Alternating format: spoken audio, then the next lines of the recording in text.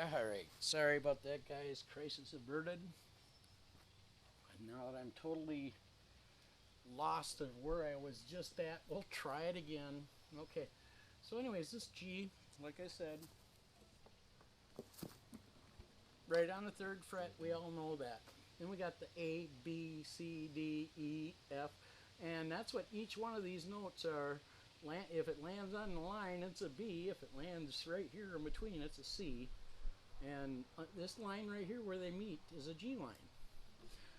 And this is what us as a guitarist uses right here. It starts right at the middle C normally. And middle C on a guitar, as far as I can tell, there's really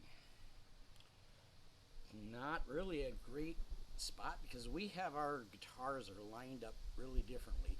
But the closest I can figure would be this one right here. Would be middle C.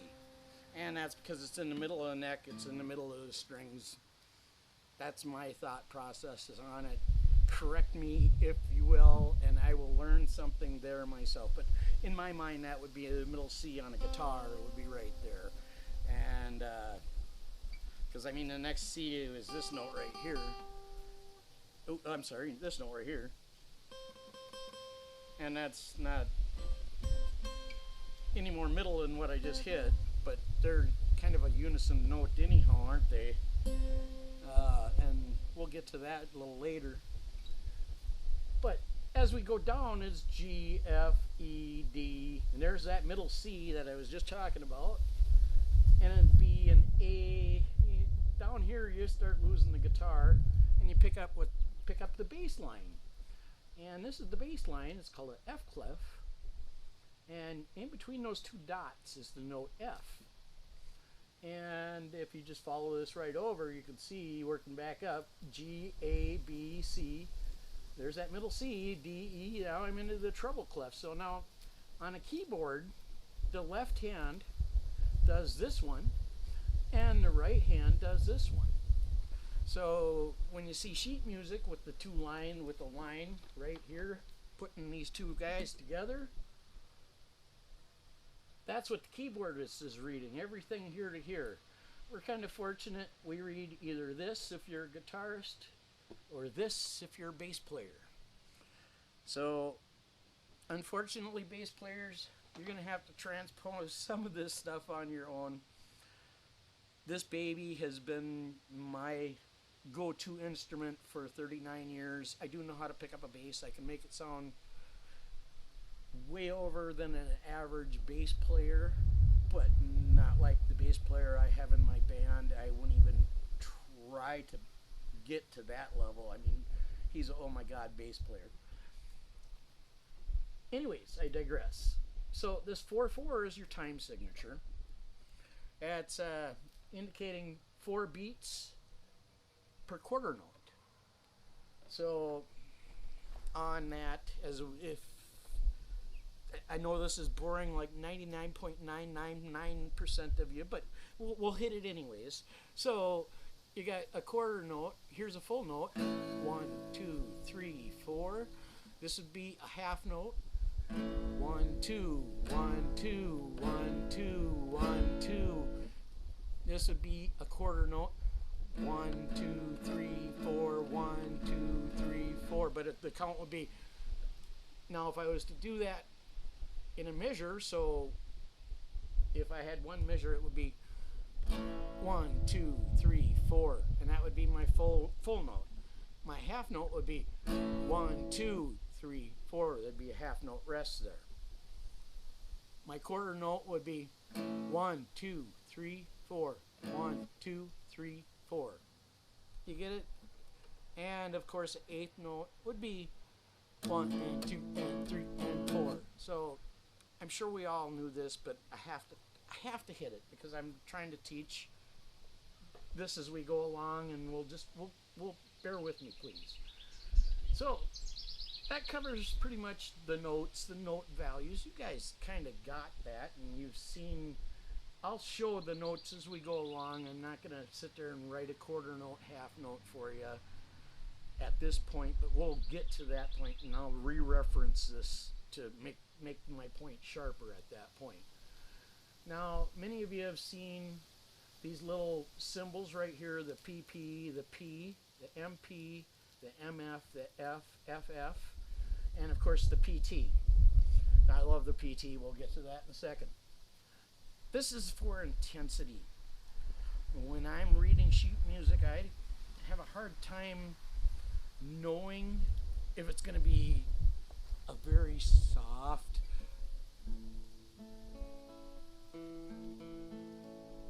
or is it going to be very aggressive and very loud.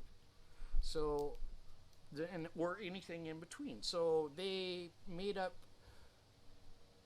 words in Italy way back when we were still learning drums and stuff like that to kind of give you an idea where these volume levels and intensity is hit. PP, for instance, is, and I'm going to butcher this because I'm not Italian, and I'm going to have some Italian guy in our group correct me. Pianissimo, I believe it is. It's very soft. And 40 decibels. Well, I don't have a decibel meter, but just know it's pretty soft. I mean, it's the soft of soft. So if I was playing something like that, barely audible, very soft, very smooth. Piano would be just a little bit louder.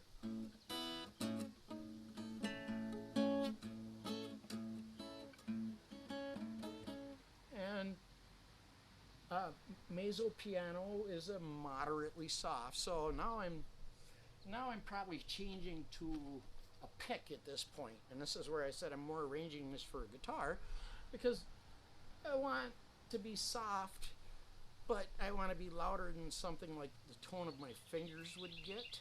So I mean, when you're looking at a lot of this stuff, when they're writing the tablature, they almost give you the indication that they want you to use a finger style on these lighter ones, in my mind, in my opinion. And on these middle ones, we kind of take a pick, but we can do a very soft on the pick. But because it's a pick, it's projecting. My fingers are not smoothing it out. A mezzo forte would be moderately loud. So now I'm getting.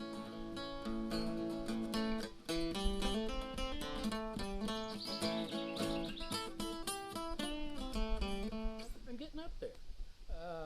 A fort, and yeah, there's arguable ways of saying this. It's actually, this is forte, and that means loud. Fort is a speciality, but I digress. That's getting into English language and way tomato. Most people say forte for the other one, and it's incorrect. It's actually fort. Forte is for this, but you'll get a lot of arguments out of that if you try and tell somebody that. Anyways, that's loud. So now,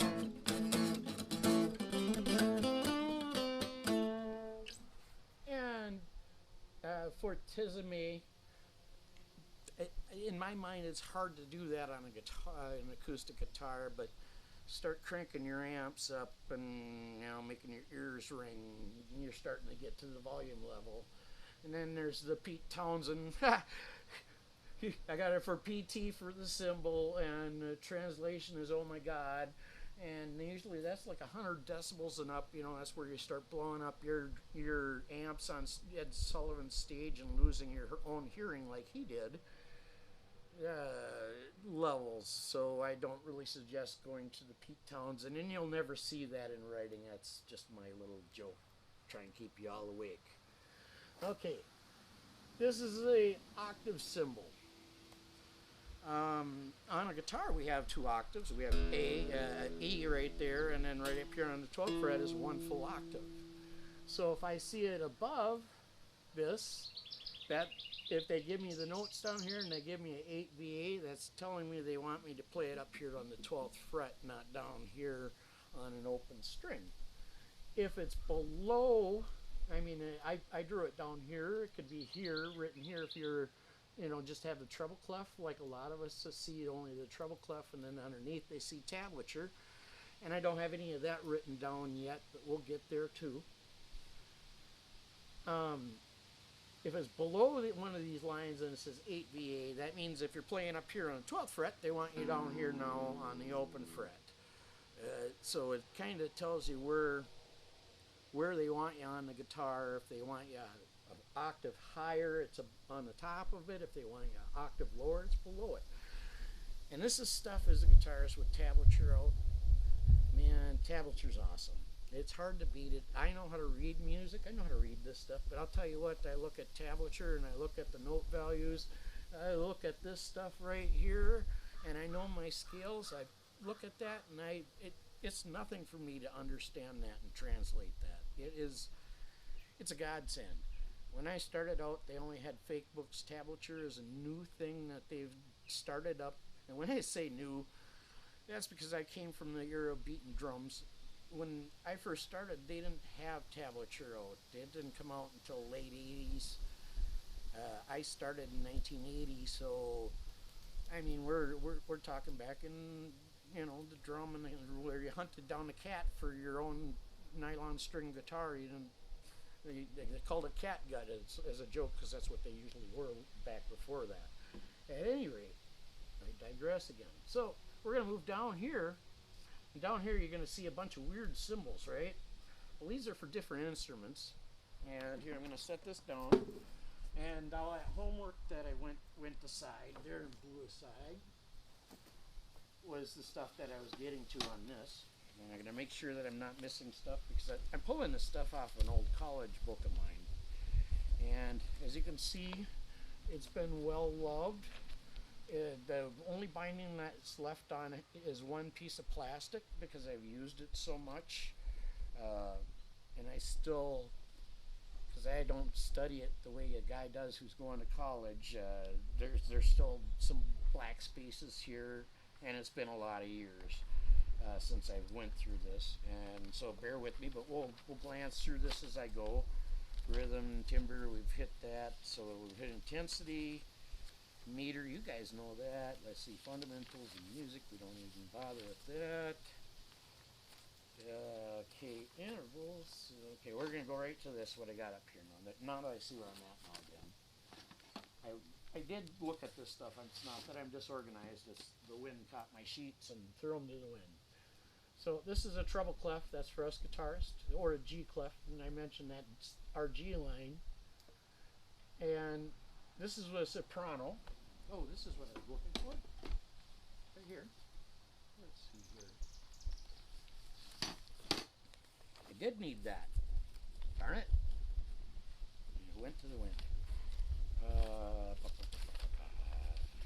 Just a second, guys. I apologize. I was in order before the windstorm.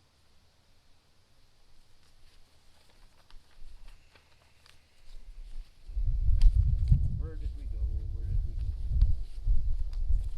At any rate, this is this middle C. I'm just moving this middle C note right here up and down on the staff, and that's giving me a reference point where to start my alphabet layout that I have shown you. So this C note, this middle C, is always right here where it bounces back in. These are for different instruments. So we have an alternate for baritone. We have a soprano voice, so the person's a soprano. This is where the middle C is, and that's where they're going to read their notes up and down in their C. So going up, it would be D, E, F, D, E, F, G, A, B, etc., etc. Going down, it would be going backwards down the alphabet, just like I had here, but you'd be starting out on C, right? Every time you see where that middle note is, that's a middle C. And you can see, because right here's F, because I showed you that, right? Right at the two dots, that's an F. And if we go up here, F, G, A, B, C. So I got 1, 2 lines above that F, 1, 2 lines, and there's that note. There's that middle C. So this is laid out the way it's supposed to be.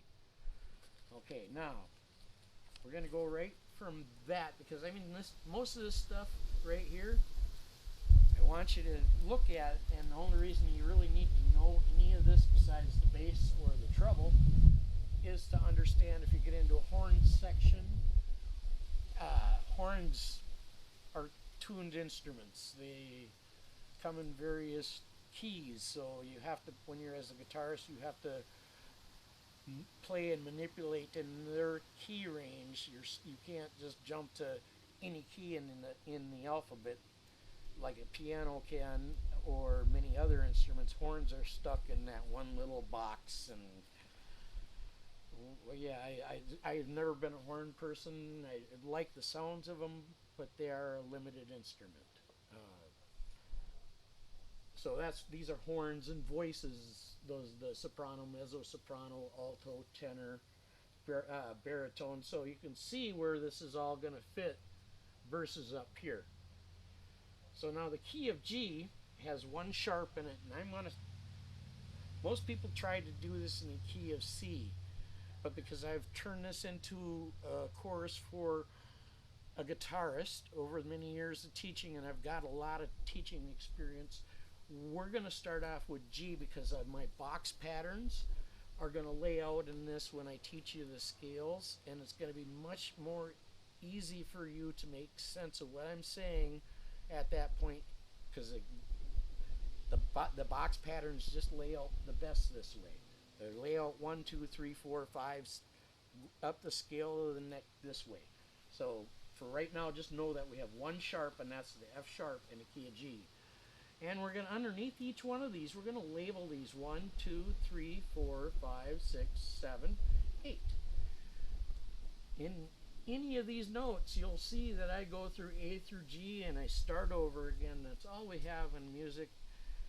We have A through G with either a sharp or a flat in between, and the steps are going to vary. And we're going to get to the steps, but I need you to understand how this is working so we're all on the same page. So my tonic note of this, and a tonic note is the G, because I'm in the key of G, is G. So you know 8 and 1 are the same note, but they're 1, 8 VA above each other. Now does this 8 VA make sense? I'm sure it does, because I just explained where this comes from. There's the 8 and there's the 8 octave VA. Why they decided to use that, I don't know, but that's... I'm working inside the box here, so bear with me. So that's where these come from, is right here, the 8 VA. You'll see I have an alternate right here on baritone, because a lot of times they'll just stick the baritone with the bass because it's rude. They don't want to keep writing this over and over. It costs money for sheet music. And if I got to write this for each person, blah, blah, blah. But if you were in an orchestra, this would be really important to you, but we're not in an orchestra. We're just trying to teach you basic theory so things start clicking together. All right. So now I'm going to put you on hold because I don't think we need to take recording time while I erase this. And I think I might even stop this and make a new video altogether for the next one.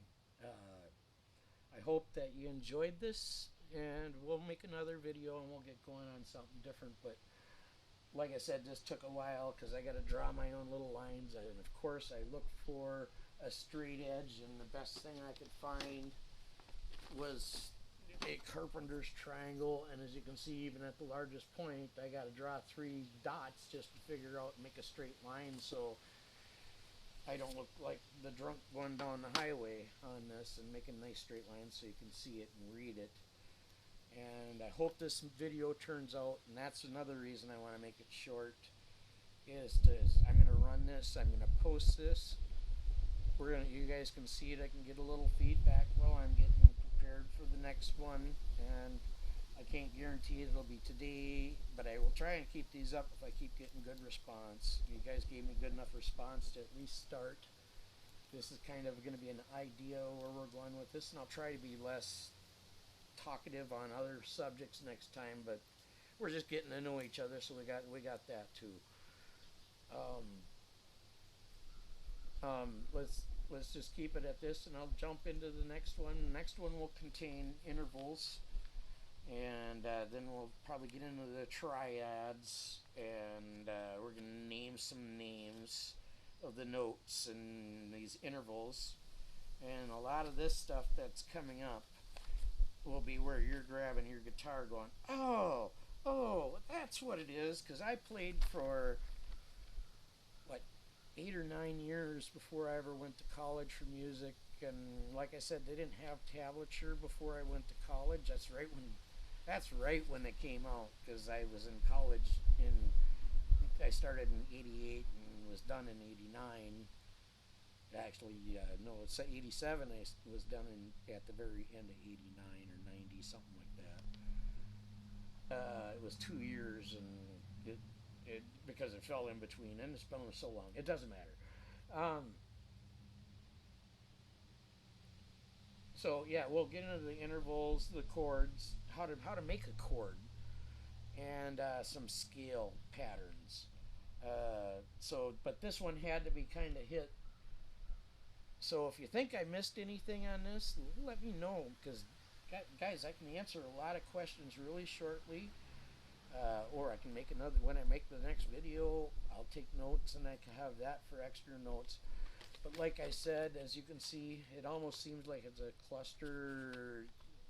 You know where I'm going with this, and it's a lot of work doing this for you. I hope that y'all had good time, and I hope you get good response. And once again, if you like my Alms for the Poor page, I'd be highly appreciated, because that opens doors in bars. If I got over 500 likes there, I can get into bigger bars, and if I got over 1,000 likes, I can get into state fairs, etc., etc. They start looking at those numbers. That's the first thing they do when they look at your Facebook page, is how many people do they have following them here. And because I've been told that more than one occasion, because I don't hire management to hire us. I'm working. I don't know why I have to pay somebody to do a job as simple as, can I work at your bar, and pay them the money they do. That's like, I'm the one who has 39 years playing the guitar. Everyone in my band has that long. Why shouldn't they get the money? Why do I have to hand it over to this guy? So I got a little bitter feelings about some of those things, but I'm trying to leave all of that out of this. So till next time, guys, we'll see you then.